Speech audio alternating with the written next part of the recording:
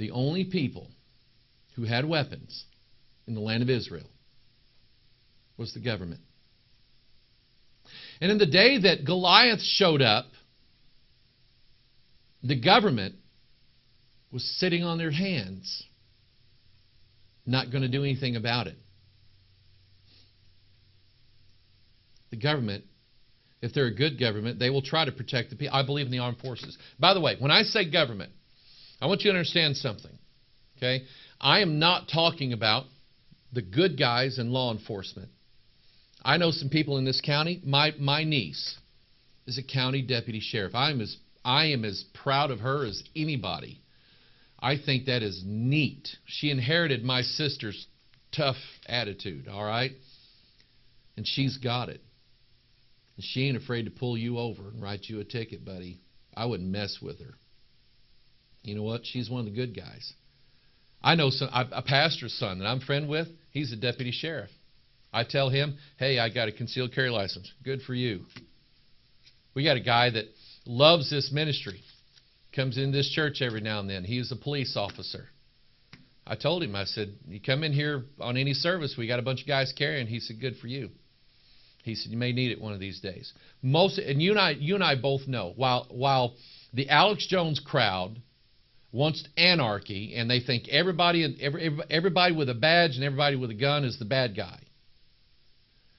You and I both know that there's some good cops out there, some good sheriffs, some good deputies out there that got their head right.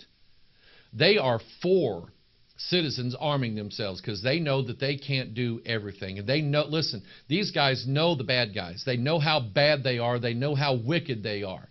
But it seems like, though, and it's not true in every case, but it seems like when some of these guys get up in higher office, they start getting political. And then all of a sudden, maybe they're not for everybody having guns, and the politicians have gotten to them, and they're saying, now, we'll put you up the ranks here if you'll do this and you'll do this. Soldiers out on the battlefield. Listen, I love these guys. If I see a guy wearing one of them Navy caps, you know, looks like some older guy, and he's wearing one of them Navy caps with the scrambled eggs on the bill of it, I'll go to him. I don't even know who he is. I'll go to him and offer to shake his hand and tell him thank you for defending your country, for serving your country. Appreciate it. If I see some old guy with Vietnam patches, I'll walk up to him. Hey, I know you got a bad shake 40 years ago, but I'm here to tell you I appreciate you going to bat for your country. If I see some guy with a crew cut, old guy with a crew cut, I think he was in the Army. I think he was a Marine. And I'm just liable to go up to him and say thank you for serving your country. I love soldiers. I love guys who come back from the battlefield with scars and wounds. And I think our country, our people, the citizens, I think we ought to treat them right and treat them good. These are the guys. But I'll tell you this. It's not the law enforcement guys who are the good guys and the soldiers who are the good. These are good guys. It's not them that I'm worried about. It's the politicians who pull the strings. And you know exactly what I'm talking about. Crooked, double-dealing, underhanded, political game players who are pulling the strings, who are out to take away personal liberty for their own private benefit.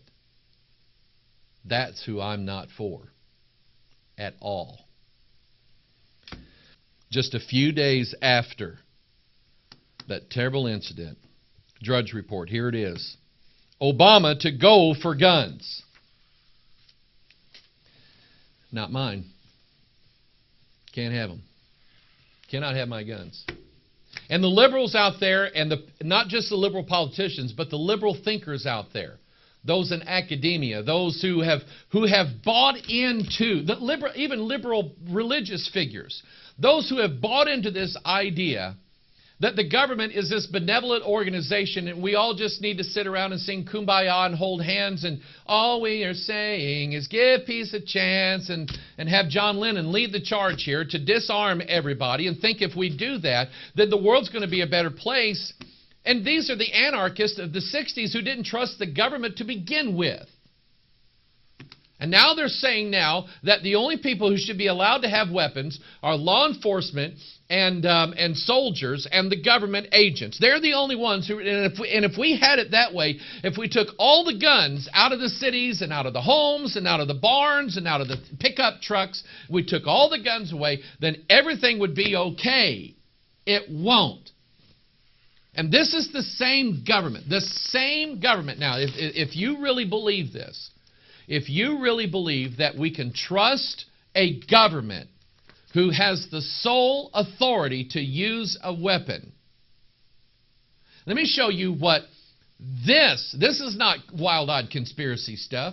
This is reality. Let me show you what this government, this president, did with his belief that guns should be in his power alone.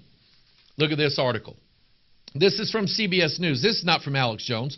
Fast and Furious gun found at site where Mexican beauty queen was killed. A gun found at the scene of a shootout between a Mexican drug cartel and soldiers where a beauty queen died was part of the botched Fast and Furious operation. Authorities had said that Maria Susana Flores Gomez was likely used as a human shield and that an automatic rifle had been found near her body after the November 23rd shootout.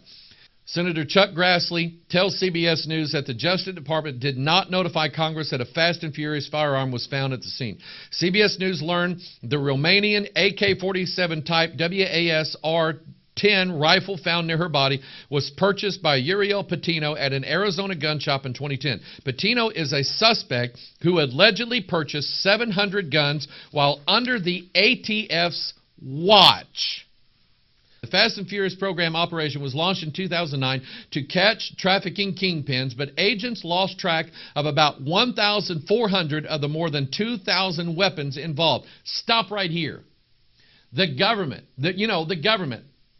Barack Obama, who says, we want all the guns, you can trust us, sent 2,000 weapons, put them in the black market, lost all but 600 of them. And they went out into the open market, and one of those rifles was responsible for taking the innocent life of a Mexican beauty queen. Forgive me if I don't care if you forgive me or not. I don't trust them. I don't trust the politicians. The soldiers I like, most of the law enforcement guys I like, most of them, not all of them. But I don't trust the politicians. And they want the rights to the guns. Look at this article. Democrats vow to push for gun control measures in Congress. Several Democratic lawmakers called for a new push for U.S. gun restrictions on Sunday, including a ban on military-style assault weapons in the wake of the Connecticut massacre in which 20 children and 6 adults were gunned down in a school. Democratic Senator Dianne Feinstein, the author of an assault weapons ban that lapsed in 2004, said she would introduce new legislation this week. Senator Dick Durbin, he's from over in Illinois here, the chamber's number 2 Democrat, said lawmakers would hold hearings on gun control, and several others said they would devote new attention to the long-ignored issue. I think we could be at a tipping point where we might get something done, Senator Charles Schumer, another top Senate Democrat, said on CBS's Face the Nation. They're telling you they're coming after your guns, and they're not good. So Feinstein writes this bill, an anti-assault weapon ban. It lapses in 2004, and they're all saying, you know what, we're going after her again. Boy, isn't it convenient? I don't know, and neither does anybody else, unless paperwork shows up and we see a line of a trail going from the gunman in Connecticut to somebody in the government. We don't know. But I will tell you that whether this was conspired by elements of evil people in government or it just happened, either way, the people who want to take away your weapons are now using this. And they said, we're at the tipping point. You know what that means? We're that close. That's what that means. We are that close to taking away guns in this country.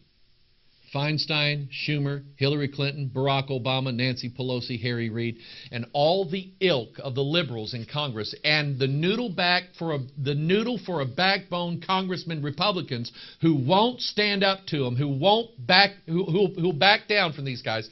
They're the ones who are going to be responsible for this.